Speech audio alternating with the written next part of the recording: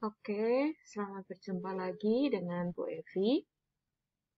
Kita akan meneruskan pembelajaran kita untuk materi kita limbah. Minggu lalu kita sudah membahas pengertian limbah, pengertian baku mutu, kemudian bagaimana kaitan antara limbah dengan baku mutu. Ya, ada menjadi tugas ya. Uh, Limbah tidak boleh melebihi baku mutu lingkungan agar tidak menimbulkan dampak negatif. Itu kaitannya. Nah, kemudian kemarin kita juga sudah membahas tentang pengelompokan limbah, ada berdasarkan jenis senyawa, kemudian ada berdasarkan wujudnya. Nah, sekarang kita akan lanjutkan. Ups, ya. Sekilas kemarin kalau berdasarkan jenis senyawa ada limbah organik dan anorganik. Ya, limbah anorganik kalau secara teknis berarti limbah yang hanya berasal dari makhluk hidup, kita, manusia contohnya, kemudian sifatnya mudah busuk. Kemudian kalau secara kimiawi, limbah organik berarti limbah yang mengandung unsur karbon, sehingga meliputi limbah dari segala makhluk hidup. Ya.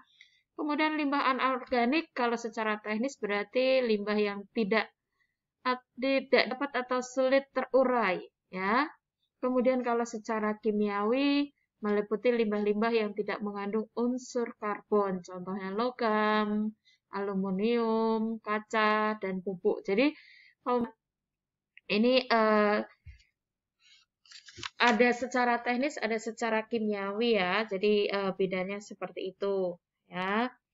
Plastik kalau misalnya secara organik,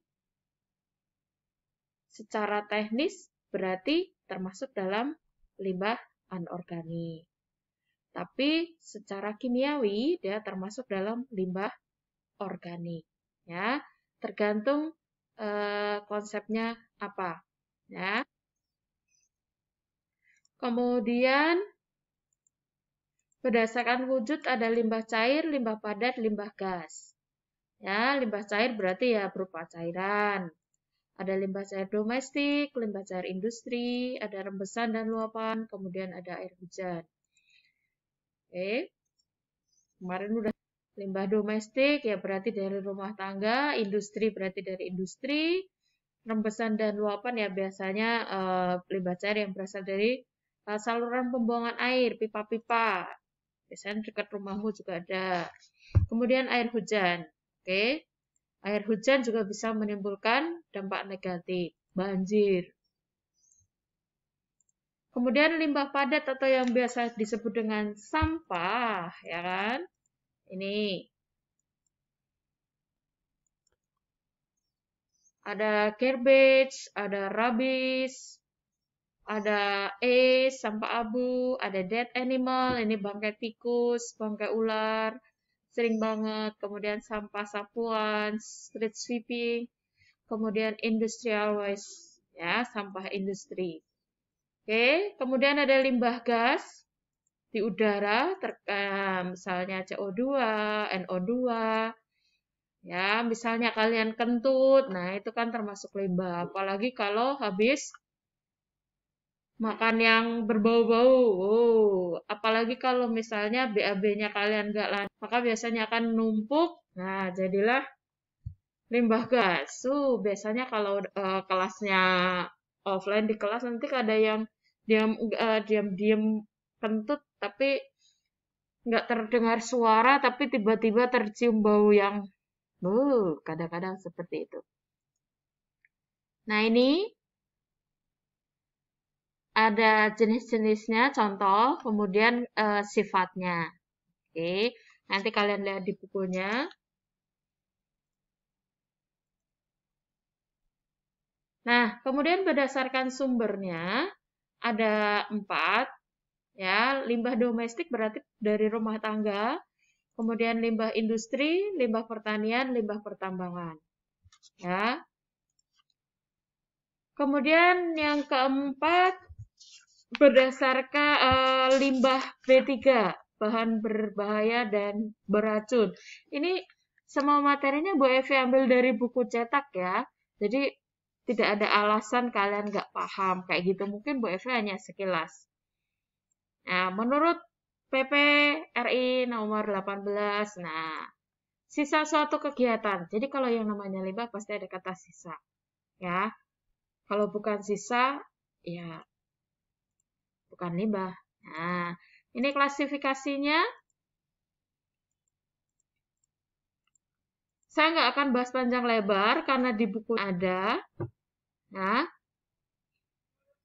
misalnya contoh limbah B3 di rumah yang mudah kalian temui apa?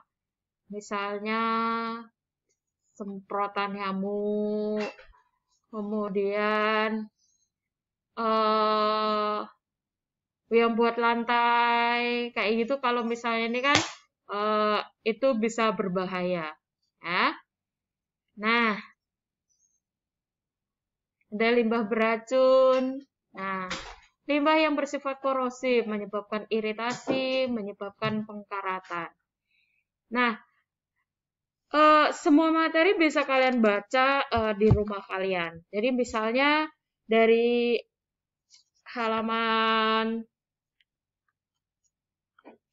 berapa ini? Pengelompokan limbah itu ada di halaman 142 sampai 152. Kemudian ada contoh limbah B3 di sekitar kita. Misalnya oli, aki, kayak gitu. Cat.